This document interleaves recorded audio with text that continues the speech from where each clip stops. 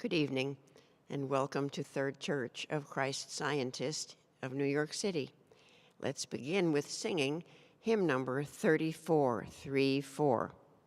I'll read the second verse. Once more the lonely heart is fed, who dwells with love hath perfect ease. Faith, hope, and joy are with us all. Great are companions such as these. Number 34.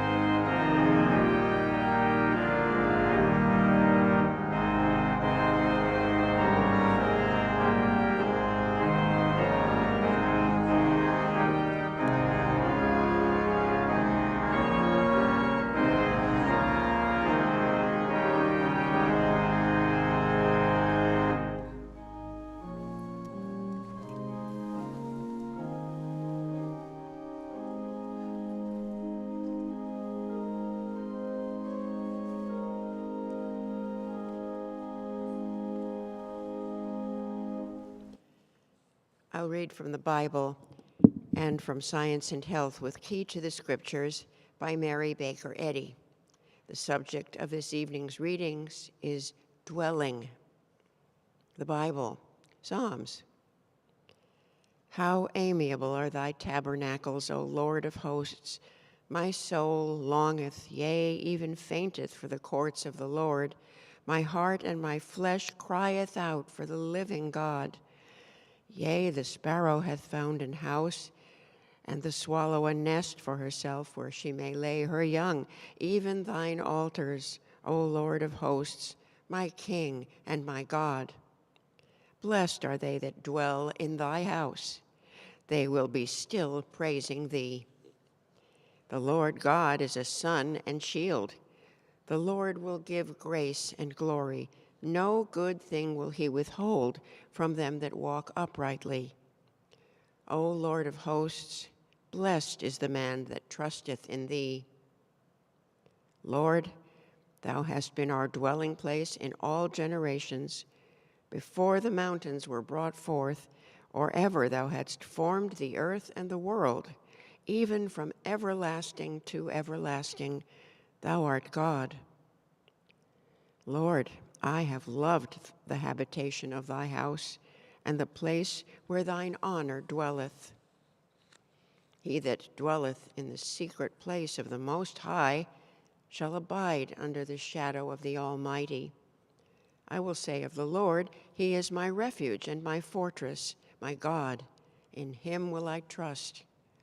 Surely he shall deliver thee from the snare of the fowler and from the noisome pestilence.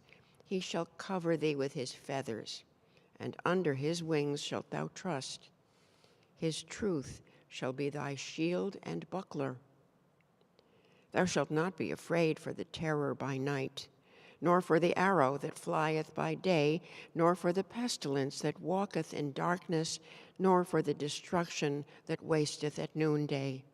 1,000 shall fall at thy side, and 10,000 at thy right hand, but it shall not come nigh thee. Only with thine eyes shalt thou behold and see the reward of the wicked. Because thou hast made the Lord, which is my refuge, even the Most High, thy habitation, there shall no evil befall thee, neither shall any plague come nigh thy dwelling. For he shall give his angels charge over thee, to keep thee in all thy ways. They shall bear thee up in their hands, lest thou dash thy foot against a stone. Thou shalt tread upon the lion and adder, the young lion and the dragon shalt thou trample under feet. Because he hath set his love upon me, therefore will I deliver him. I will set him on high, because he hath known my name. He shall call upon me, and I will answer him. I will be with him in trouble. I will deliver him and honor him. With long life will I satisfy him and show him my salvation. The Lord is my light and my salvation. Whom shall I fear? The Lord is the strength of my life. Of whom shall I be afraid? One thing have I desired of the Lord, that will I seek after, that I may dwell in the house of the Lord all the days of my life, to behold the beauty of the Lord, and to inquire in his temple. For in the time of trouble he shall hide me in his pavilion. In the secret of his tabernacle shall he hide me. He shall set me up upon a rock. I had fainted unless I had believed to see the goodness of the Lord in the land of the living.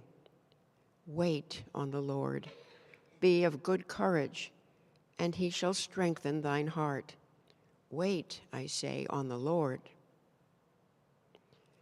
Exodus. The whole congregation of the children of Israel murmured against Moses and Aaron in the wilderness. And the children of Israel said unto them, Would to God we had died by the hand of the Lord in the land of Egypt, when we sat by the flesh pots, and when we did eat bread to the full. For ye have brought us forth into this wilderness to kill this whole assembly with hunger. Then said the Lord unto Moses, Behold, I will rain bread from heaven for you, and the people shall go out and gather a certain rate every day, that I may prove them, whether they will walk in my law or no. And the Lord spake unto Moses, saying, I have heard the murmurings of the children of Israel. Speak unto them, saying, At even ye shall eat flesh, and in the morning ye shall be filled with bread, and ye shall know that I am the Lord your God. And it came to pass that at even the quails came up and covered the camp, and in the morning the dew lay round about the host. And when the dew that lay was gone up, behold, upon the face of the wilderness there lay a small round thing, as small as the hoarfrost on the ground. And when the children of Israel saw it, they said one to another, It is manna, for they wist not what it was. And Moses said unto them, This is the bread which the Lord hath given you to eat. This is the thing which the Lord hath commanded. Gather of it every man according to his eating, an omer for every man, according to the number of your persons. Take ye every man for them which are in his tents. And the children of Israel did so, and gathered, some more, some less. And when they did meet it with an omer, he that gathered much had nothing over, and he that gathered little had no lack. They gathered every man according to his eating. And the house of Israel called the name thereof manna. And the children of Israel did eat manna 40 years, until they came to a land inhabited. Micah. In the last days it shall come to pass that the mountain of the house of the Lord shall be established in the top of the mountains, and it shall be exalted above the hills, and people shall flow into it. And many nations shall come and say, Come and let us go up to the mountain of the Lord, and to the house of the God of Jacob, and he will teach us of his ways, and we will walk in his paths. For the law shall go forth of Zion, and the word of the Lord from Jerusalem. Isaiah. Thus saith the Lord, Behold, I create new heavens and a new earth, and the former shall not be remembered, nor come into mind. Be ye glad, and rejoice forever in that which I create. For behold, I create Jerusalem a rejoicing, and her people a joy. And I will rejoice in Jerusalem, and joy in my people. And the voice of weeping shall be no more heard in her, nor the voice of crying. There shall be no more thence an infant of days, nor an old man that hath not filled his days. For the child that shall die 100 years old, but the sinner, being 100 years old, shall be accursed. And they shall build houses and inhabit them, and they shall plant vineyards and eat the fruit of them. They shall not build and another inhabit. They shall not plant and another eat. For as the days of a tree are the days of my people, and mine elect shall long enjoy the work of their hands. They shall not labor in vain, nor bring forth it for trouble, for they are the seed of the blessed of the Lord, and their offspring with them. And it shall come to pass that before they call, I will answer, and while they are yet speaking, I will hear. They that shall be of thee shall build the old waste places. Thou shalt raise up the foundations of many generations, and thou shalt be called the repairer of the breach, the restorer of paths to dwell in. Matthew. Jesus went out and departed from the temple, and his disciples came to him for to show him the buildings of the temple. And Jesus said unto them, See ye not all these things? Verily I say unto thee, there shall not be left here one stone upon another that shall not be thrown down. And as he sat upon the Mount of Olives, the disciples came unto him privately, saying, Tell us, when shall these things be? And what shall be the sign of thy coming and of the end of the world? And Jesus answered and said unto them, Take heed that no man deceive you. For many shall come in my name, saying, I am Christ, and shall deceive many. And ye shall hear of wars and rumors of wars. See that ye be not troubled. For all these things must come to pass, but the end is not yet. For nation shall rise against nation, and kingdom against kingdom, and there shall be famines and pestilences and earthquakes in divers places. And many false prophets shall rise and shall deceive many. But he that shall endure unto the end, the same shall be saved. Luke. Fear not, little flock, for it is your Father's good pleasure to give you the kingdom. Psalms. The Lord is my shepherd, I shall not want. He maketh me to lie down in green pastures. He leadeth me beside the still waters. He restoreth my soul. He leadeth me in the paths of righteousness for his name's sake. Yea, though I walk through the valley of the shadow of death, I will fear no evil, for thou art with me. Thy rod and thy staff, they comfort me. Thou preparest a table before me in the presence of mine enemies. Thou anointest my head with oil. My cup runneth over. Surely goodness and mercy shall follow me all the days of my life, and I will dwell in the house of the Lord forever. I'll now read correlative passages from the Christian Science textbook, Science and Health with Key to the Scriptures, by Mary Baker Eddy. Spirit blesses man, but man cannot tell whence it cometh. By it the sick are healed, the sorrowing are comforted, and the sinning are reformed. These are the effects of one universal God, the invisible good dwelling in eternal science. In the following psalm, one word shows, though faintly, the light which Christian Science throws on the Scriptures by substituting for the corporeal sense the incorporeal or spiritual sense of deity. Psalm 23. Divine love is my shepherd, I shall not want. Love maketh me to lie down in green pastures. Love leadeth me beside the still waters. Love restoreth my soul, spiritual sense. Love leadeth me in the paths of righteousness for his name's sake. Yea, though I walk through the valley of the shadow of death, I will fear no evil, for love is with me. Love's rod and love's staff, they comfort me.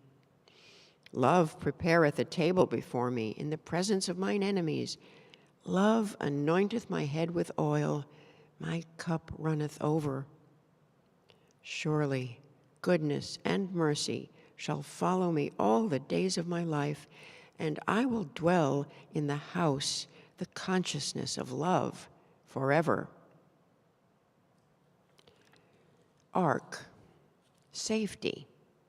The idea or reflection of truth proved to be as immortal as its principle. The understanding of spirit destroying belief in matter. God and man coexistent and eternal. Science showing that the spiritual realities of all things are created by him and exist forever. The ark indicates temptation overcome and followed by exaltation. In Egypt, it was mind which saved the Israelites from belief in the plagues. In the wilderness, streams flowed from the rock, and manna fell from the sky. Even in captivity among foreign nations, the divine principle wrought wonders for the people of God in the fiery furnace and in kings' palaces. As the children of Israel were guided triumphantly through the Red Sea, the dark ebbing and flowing tides of human fear, as they were led through the wilderness, walking wearily through the great desert of human hopes and anticipating the promised joy, so shall the spiritual idea guide all right desires in their passage from sense to soul, from a material sense of existence to the spiritual, up to the glory prepared for them who love God. Wilderness, loneliness, doubt, darkness, spontaneity of thought and idea, the vestibule in which a material sense of things disappears and spiritual sense unfolds the great facts of existence. The universe, like man, is to be interpreted by science from its divine principle, God, and then it can be understood. But when explained on the basis of physical sense and represented as subject to growth, maturity, and decay, the universe, like man, is and must continue to be an enigma. Adhesion, cohesion, and attraction are properties of mind. They belong to divine principle and support the equipoise of that thought force which launched the earth in its orbit and said to the proud wave, "Thus far and no farther." Spirit is the life, substance, and continuity of all things. We tread on forces, withdraw them, and creation must collapse. Human knowledge calls them forces of matter, but divine science declares that they belong wholly to divine mind, are inherent in this mind, and so restores them to their rightful home and classification. Step by step, will those who trust him find that God is our refuge and strength, a very present help in trouble. Now, cried the apostle, is the accepted time. Behold, now is the day of salvation, meaning not that now men must prepare for a future world salvation or safety, but that now is the time in which to experience that salvation in spirit and in life. Divine love always has met and always will meet every human need.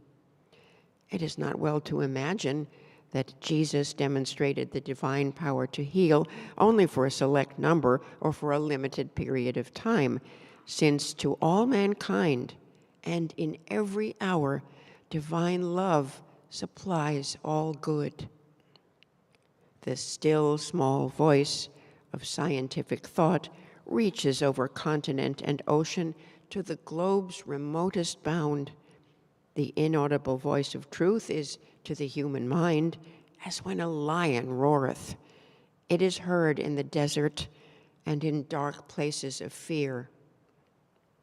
The rich in spirit help the poor in one grand brotherhood, all having the same principle or father, and blessed is that man who seeth his brother's need and supplieth it, seeking his own in another's good.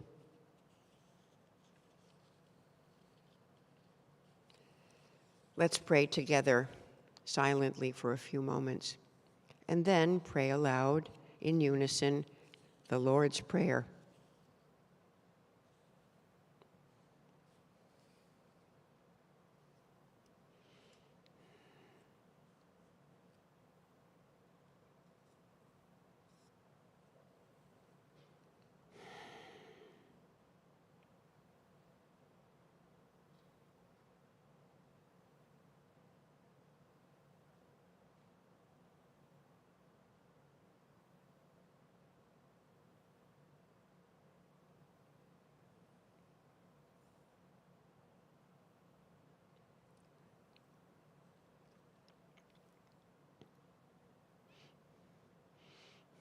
Our Father, which art in heaven, hallowed be thy name.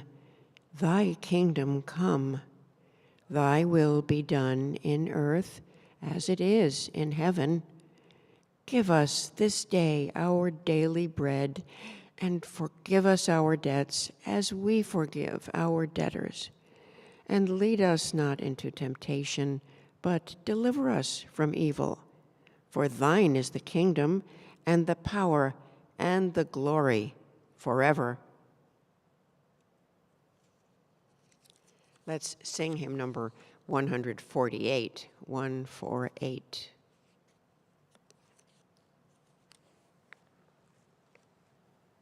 In heavenly love abiding, no change my heart shall fear, and safe is such confiding, for nothing changes here.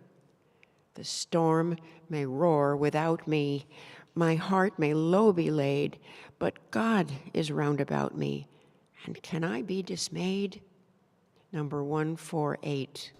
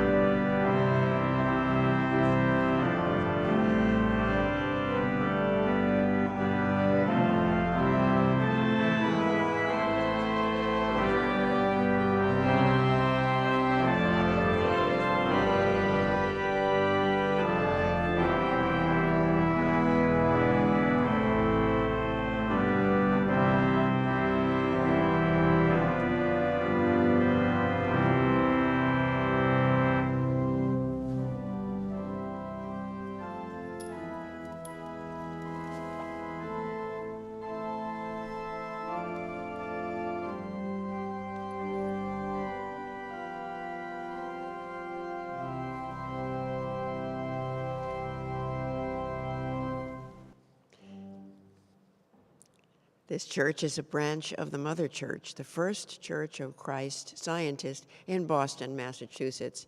We hold Sunday services at 11 a.m. and Wednesday testimony meetings at 7:30 p.m. We also have services in Spanish, Sundays at 12 noon and Wednesdays at 6:30 p.m. All services are held in person and online, and all are welcome. Third Church offers Sunday school classes in person and online for children and teens. These free one-hour classes are available each Sunday. At Sunday school, students learn how much God loves them and cares for them. They also learn about the Bible characters and lessons and the healing power of prayer. For more information on times and classes, please send us an email, thirdchurch@thirdchurchnyc.com. Replays in English and Spanish are available of this church's Christmas Eve talk by Bobby Lewis, a Christian Science practitioner, on the topic, Make Room at the Inn. Please visit our website, thirdchurchnyc.com. Other inspirational talks are also available on the website. This meeting is now open for all to share experiences of healing and spiritual insights that prove God's ever-presence and power in their lives. If you're listening by telephone and would like to speak, press *6 and wait until your line is unmuted. Please speak directly into the microphone of your phone. Your message will be easier to hear if you do not use the speaker function. If you're watching via Zoom, you can choose the raise your hand icon or unmute yourself and speak.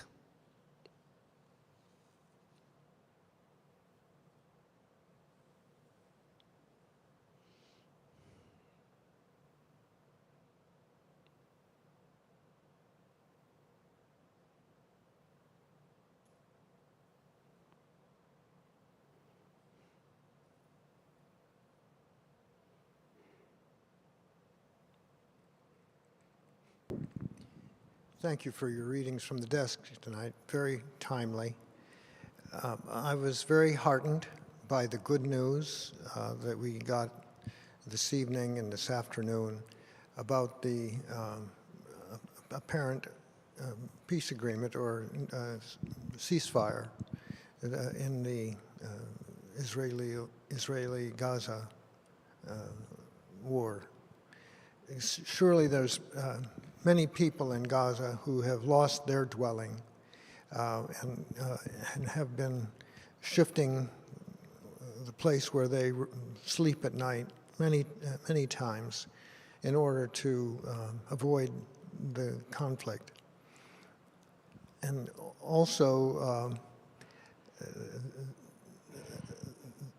the good news of the diminished winds in Los Angeles today, which allowed further progress in curbing the fires there that have destroyed so many dwellings. The readings from the desk, I'm sure, are great comfort. The ideas in the readings would give comfort to those that have lost their dwelling. For many people, their house or the place where they dwell is their biggest asset. And the schools where their children go are the anchor of stability in the community.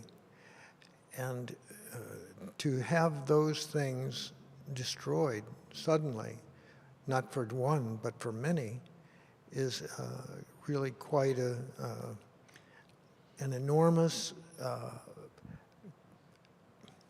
challenge to those that experience it.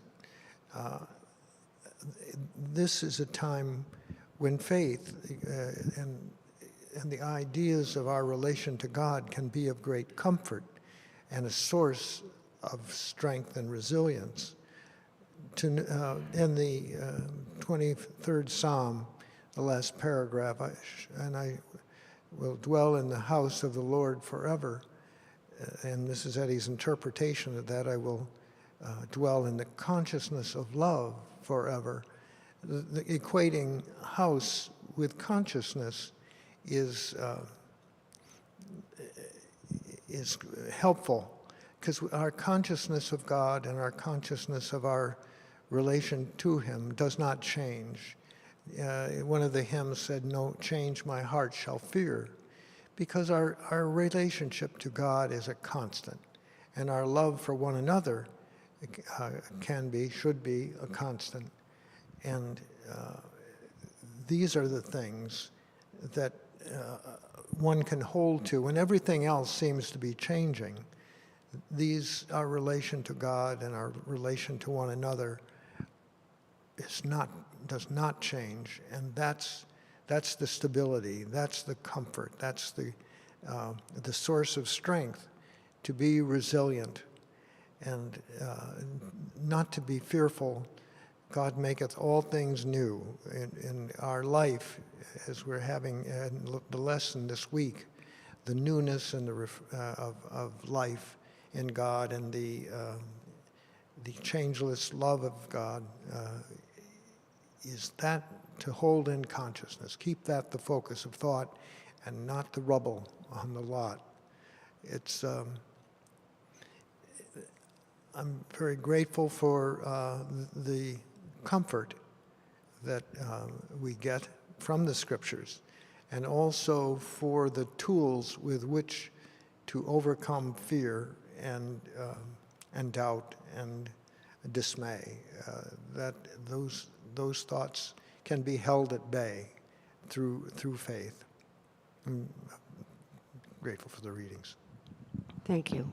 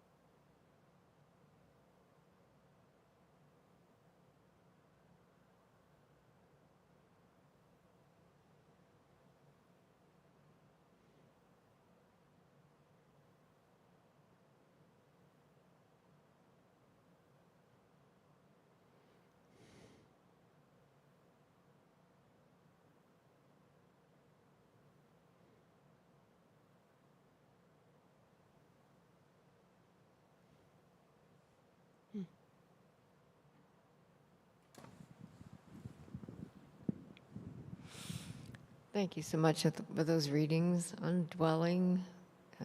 They were very, very helpful. And I'm very grateful for the King James Version of the Bible.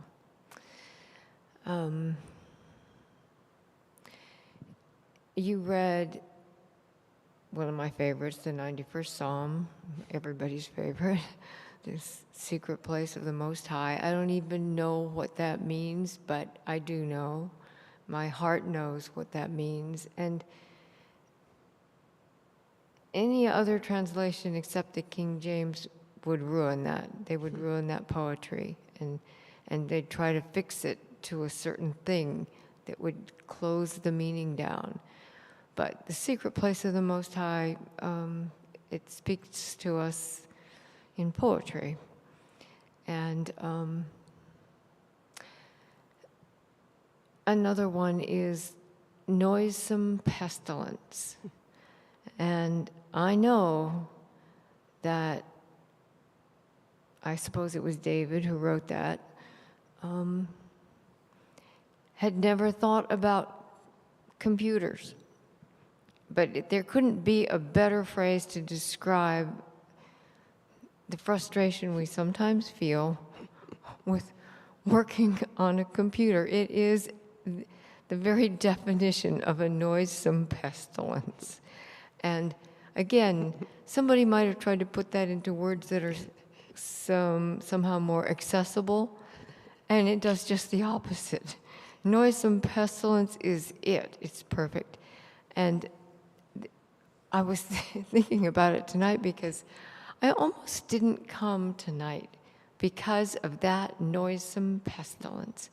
I had a project that had to get done tonight, and I was trying to do something on my computer that I've done before, but I couldn't make it work. We've all had this experience, and it is just the worst. It is the noisome pestilence. And somehow, and maybe it's because I have really been working hard on trying to be obedient to Mrs. Eddy's demand of us to defend ourselves daily against aggressive mental suggestion, another great phrase, and it was aggressive. And it was so aggressive, it made me think, oh, that's an aggressive daily, aggressive suggestion. And so I had the good sense to get up out of my chair and come here because I knew if I could get away from that suggestion that God is not all, God is not in charge of his universe, that one mind knows the answer to even my silly computer problem, and that I'd find it if I just got up and came over here to listen to the truth, which is exactly what's happening. And also, the three hymns you chose, and I looked ahead, they're everybody's favorite hymns. They're just the most wonderful, comforting.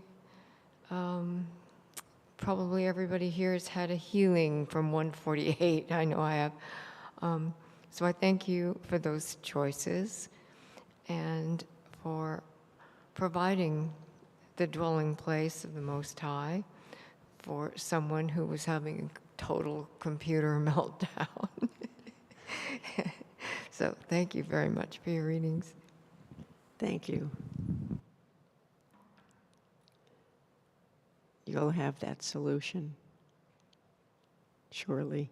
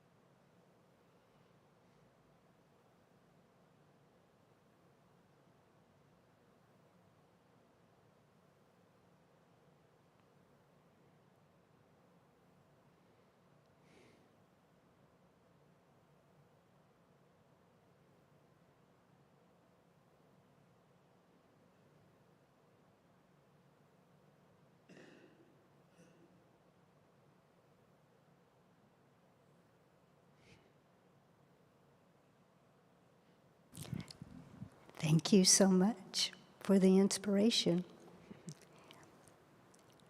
In thinking about healings that have taken a while, I think about the disciples right after Jesus' crucifixion, where they wondered, was truth really true?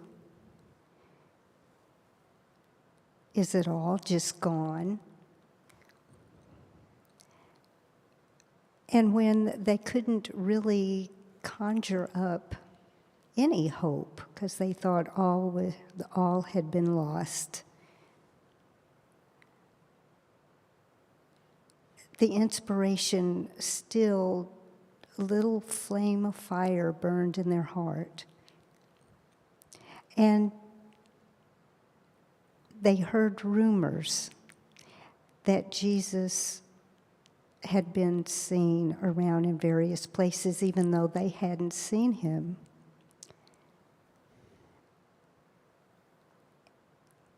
And it reminds us that to dwell in hope,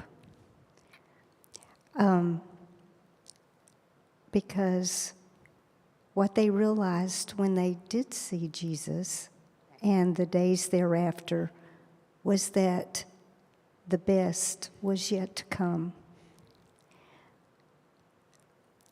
And even though the people who have lost their homes and may not have a solution at this minute,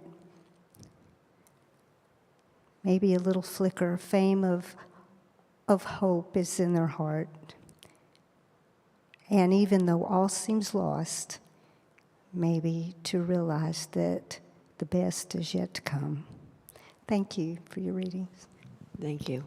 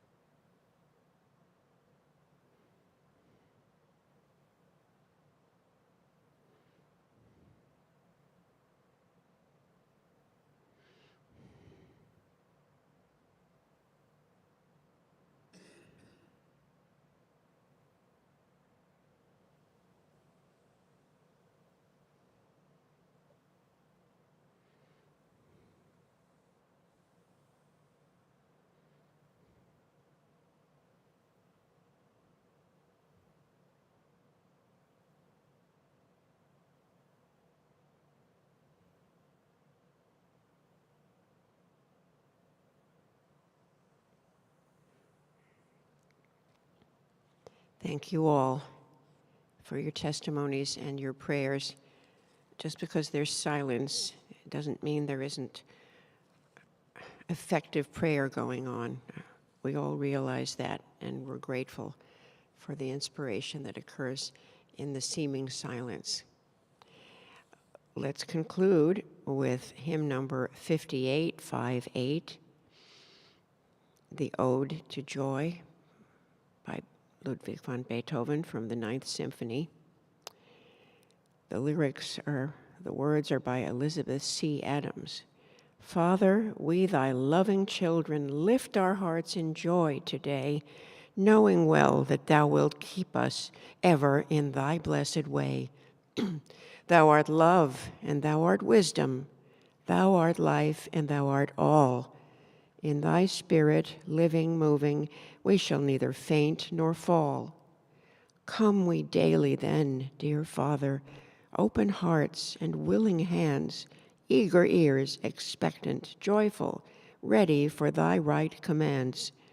We would heed no other voices. We would hear no other voices. We would heed no other call. Thou alone art good and gracious. Thou art mind, and thou art all. In thy house, securely dwelling, where thy children live to bless, seeing only thy creation, we can share thy happiness, share thy joy, and spend it freely. Loyal hearts can feel no fear. We, thy children, know thee, Father, love and life forever near. Number 58.